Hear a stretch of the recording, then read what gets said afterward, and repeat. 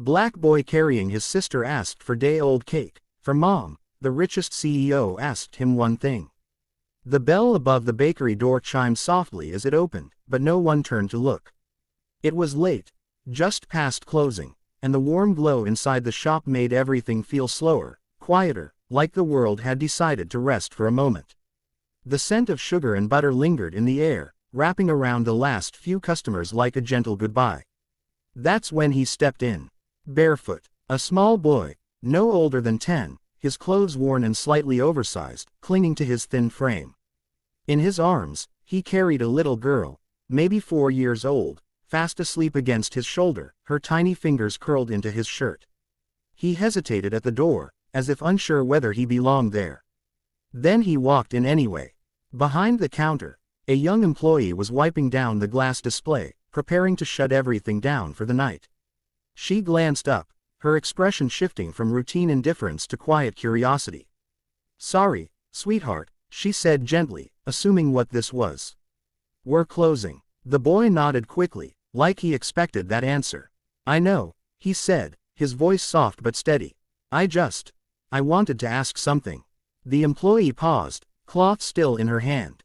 The little girl stirred slightly, her head shifting against his shoulder, but she didn't wake. "What is it?" the employee asked. The boy stepped closer to the counter, careful not to jostle his sister. "Do you have any day-old cake?" he asked. The question caught her off guard.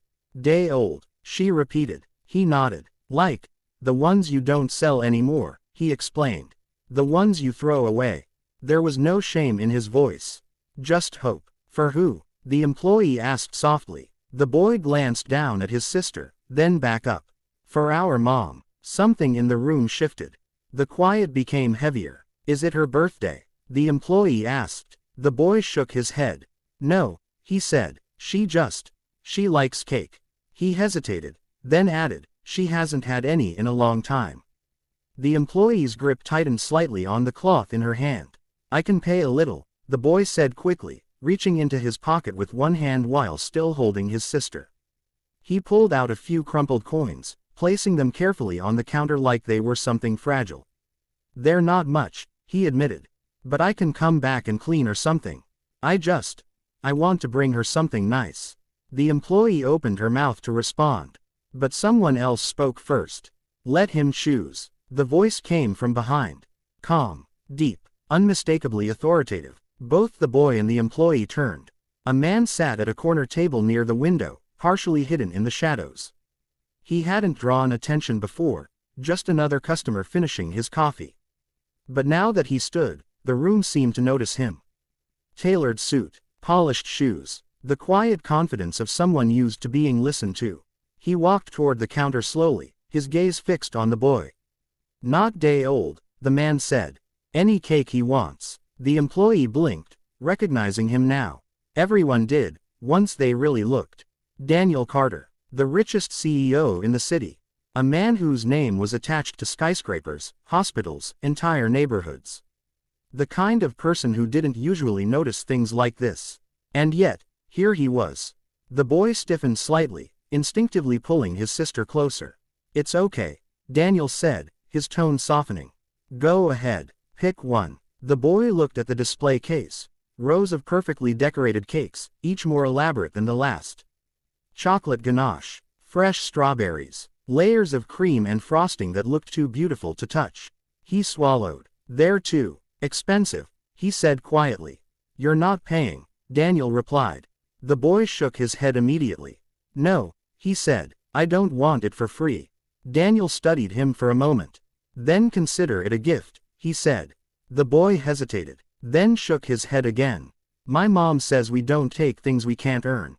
The words hung in the air. Daniel's expression changed, just slightly. "All right," he said after a moment. "Then let's make a deal." The boy looked up at him, cautious. "What kind of deal?" Daniel smiled faintly. "You answer one question," he said. "And the cake is yours." The boy frowned. That's it. The boy glanced at the employee, then back at Daniel. "Okay," he said slowly. Daniel leaned against the counter, crossing his arms. "What's your name?" he asked. "Marcus." "All right, Marcus," Daniel said. Here's my question. He paused, as if choosing his words carefully. Why are you carrying your sister? Marcus blinked, clearly not expecting that. What? You've been holding her the entire time, Daniel said. Why? Marcus looked down at the little girl in his arms. She's tired, he said simply. Daniel nodded. I figured. But why not wake her? Let her walk. Marcus hesitated. Then, quietly, she worked today. The employee's hand stilled again. Worked. Daniel repeated. Marcus nodded. She helps me collect cans, he said. We go around after school. Sometimes people give us bottles, too. Daniel's brow furrowed slightly. And your mom? She's sick, Marcus said. There was no dramatics in his voice. No attempt to gain sympathy. Just a fact. She used to work at a diner, he added. But she can't anymore, so I take care of things. The room felt smaller somehow. And your sister? Daniel asked. Marcus adjusted her gently. She gets tired fast, he said. So I carry her when she can't walk anymore.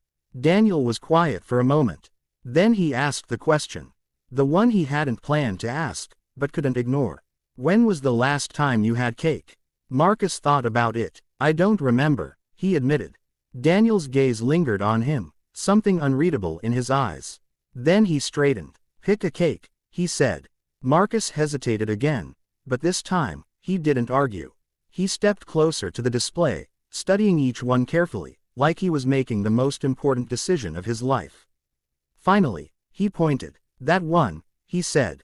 A simple chocolate cake, not the biggest, not the fanciest, just warm. Good choice, Daniel said.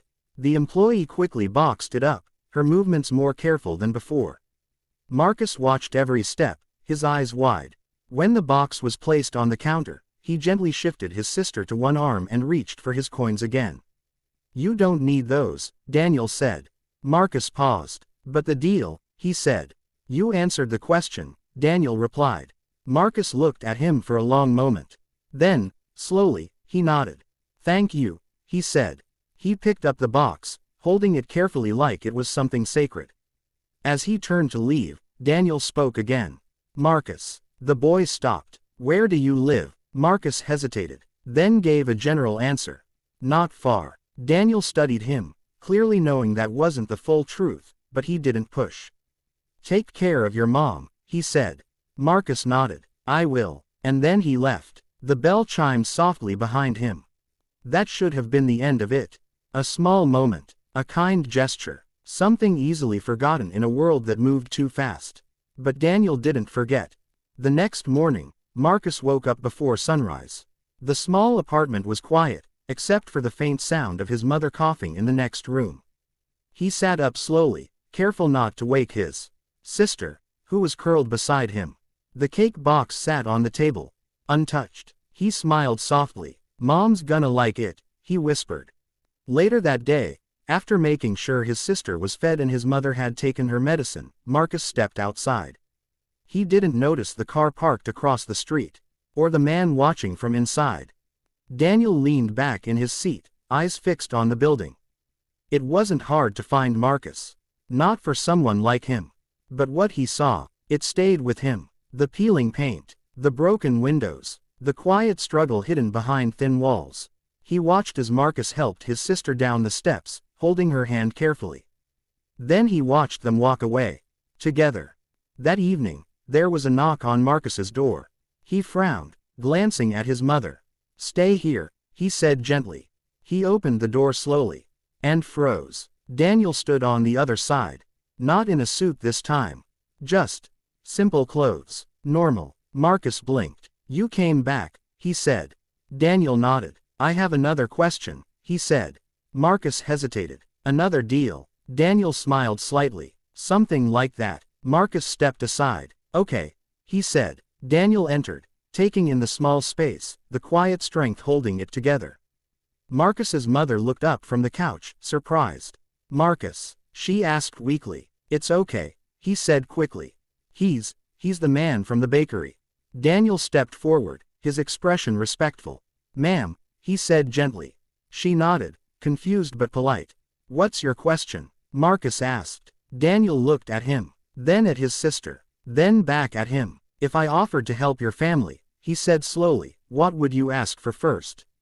Marcus didn't answer right away. He thought about it, really thought. Then he said, time. Daniel blinked. Time. Marcus nodded. So my mom doesn't have to worry, he said.